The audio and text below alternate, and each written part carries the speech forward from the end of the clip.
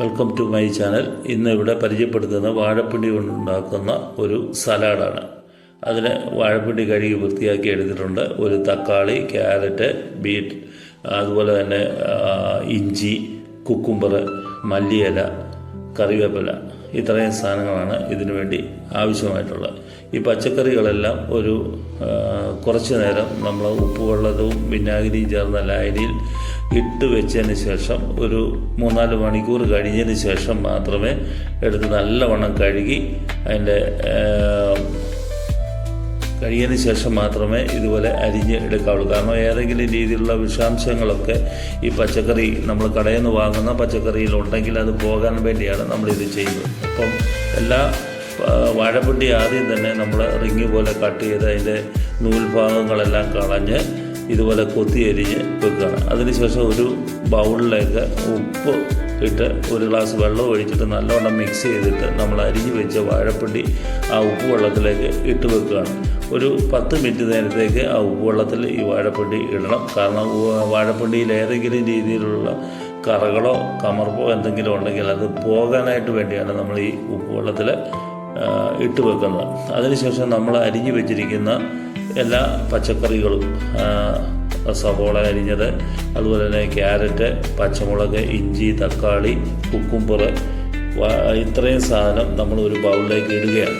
അപ്പോൾ അല്ലെങ്കിൽ ഇതെല്ലാം അരിഞ്ഞ് വെച്ചിരിക്കുന്ന ആ പാത്രത്തിൽ അല്ലെങ്കിൽ പലകയിൽ വെച്ച് തന്നെ ഈ പച്ചക്കറികൾ, ബാക്കി പച്ചക്കറികളെല്ലാം തന്നെ ഒന്ന് മിക്സ് ചെയ്തിട്ട് ബൗളിലേക്ക് മാറ്റിയാലും മതി. ഈ 2 രീതി ഏത് വേണമെങ്കിലും നിങ്ങൾക്ക് സ്വീകരിക്കാം. അതിനുശേഷം നമ്മൾ ഇത് നല്ലവണ്ണം ഇളക്കുക.